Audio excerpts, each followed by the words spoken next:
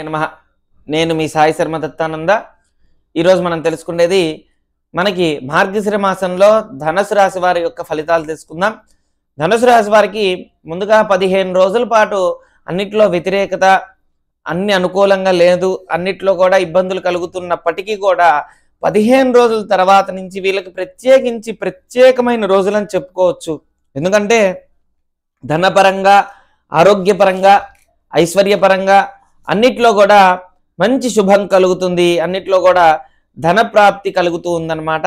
15 రోజుల వరకు మిశ్రమ ఫలితం ఉంటుంది. అంటే ప్రతి దానిలో కూడా మంచి మాట్లాడినా చెడుగా అర్థం చేసుకోవడం, చెడుగా ప్రవర్తించడం, చెడుగా ఎదుటి వ్యక్తి వీళ్ళు మంచిగా మాట్లాడినా చెడుగా అర్థం చేసుకునే వాళ్ళు చాలా మంది ఉన్నారనమాట. దానివల్ల ప్రభావం ఎక్కువగా ఉంటుంది, మిశ్రమ ఫలితం ఉంది. అదేవిధంగా వీరికి ఉద్యోగ సంబంధించింది ప్రమోషన్లు ట్రై చేసేటట్టయితే వీరు ప్రత్యేకించి 15 రోజుల తర్వాత ట్రై చేయండి. అనుకూలత సూచిస్తుంది, అనుకూలత లభిస్తుంది అనమాట.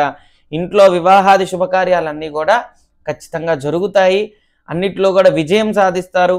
ఎప్పుడైతే ఈ యొక్క 15 రోజుల తర్వాత మొదలుకొని అన్నిట్లో కూడా ప్రయత్నించండి, ఇబ్బంది కలగకుండా ఉంటుంది. ఎందుకంటే ముందుగా ఇబ్బంది కలుగుతుంది 15 రోజులు అన్నప్పుడు దాని అర్థం ఏంటంటే దానికి తగ్గట్టుగా మనం జపమో తపమో ఏదో ఒకటి చేయాలి. అలా చేయనప్పుడు మనకు కుదరనప్పుడు కనీసం మనం చేయాల్సిన పని 15 రోజుల తర్వాత అన్నా పెట్టుకుంటే కనుక మంచి ఫలితం ఉంటుంది.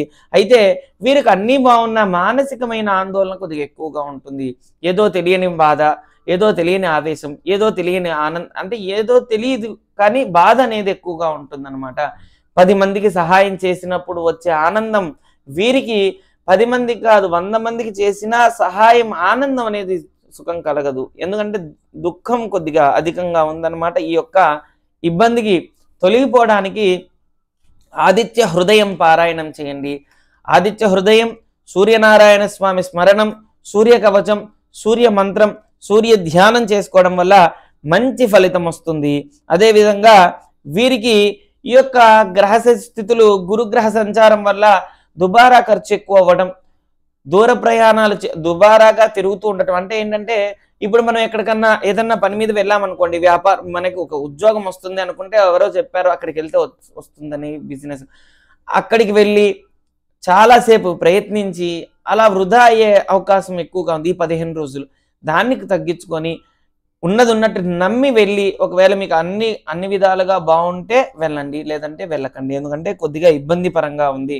రుణ బాధలు కొద్దిగా అధికమయ్యే ఛాన్స్ ఉంది, రుణ బాధలు కొద్దిగా ఇబ్బంది పెట్టే ఛాన్స్ ఉందన్నమాట. అయితే మార్గశిర మాసంలో అన్నిట్లో కూడా ఖచ్చితంగా అన్ని రకాలు కూడా బాగుంటుంది, అన్ని రకాలుగా కూడా అనుకూలత సూచిస్తుందన్నమాట. ఆభరణాలు కొనుక్కోవడంలో వీరు ప్రత్యేకమైన 15 రోజుల తర్వాత ప్రయత్నిస్తే అన్ని విధాలుగా అనుకూలత ఉందన్నమాట. ఏదైనా సరే ధనస్సు రాశి వారికి అన్నిట్లో కూడా అనుకూలత ఉండాలి, బాగా యోగంగా ఉండాలని మనస్ఫూర్తిగా కోరుకుంటున్నాను. అదేవిధంగా ఎవరికైనా ఇబ్బందులు కలుగుతూ ఉంటే ధనస్సు రాశికి అధిపతి గురు కాబట్టి గురు అనుగ్రహం పొందితే చాలు. ముందుగా గురు అనుగ్రహం పొందడానికి దత్త స్మరణం, దత్త కవచం, దత్తాత్రేయ స్వామికి అష్టోత్తరం కానీ ప్రతిరోజు కూడా దత్త చరిత్ర ఒక అధ్యాయం పారాయణం చేస్తూ ఉంటే గనక వీరికి అన్నిట్లో కూడా విజయం సాధిస్తారనమాట. తీర్థయాత్రల అనుకూలత సూచిస్తుంది. అంటే తీర్థయాత్రలకు వెళ్ళినప్పుడు కొంతమంది చూడండి, నేను అక్కడికి కాశీకి వెళ్ళొచ్చానండి, నాకు జాబ్ వచ్చిందండి అలా చెప్తుంటారు. నేను కాశీకి వెళ్ళొచ్చానండి, నాకు సంతానం కలిగిందండి, లేదంటే నేను శ్రీశైలం వెళ్ళొచ్చానండి, నాకు అదయిందండి. అంటే అలా జరిగే అవకాశం 100కు 100% వీరికి తీర్థయాత్ర చేయడం వల్ల మంచి దైవ దర్శనం అవుతుంది. వెళ్ళినప్పుడు కొంతమంది చూడండి, చాలా చోట్లకి వెళ్తూ ఉంటాం దైవ దర్శనానికి, సడన్గా దైవ దర్శనం అవ్వదు, అక్కడ గుడి మూసేయడం ఇలాంటివి జరుగుతాయి. కానీ వీరు ఒకవేళ దైవ దర్శనానికి వెళ్తే ఏదైతే అనుకున్నారో అంతకు మించి ఎక్కువగా కూడా మంచి దర్శనం అవుతుంది, అన్నిట్లో కూడా బాగుంటుందన్నమాట.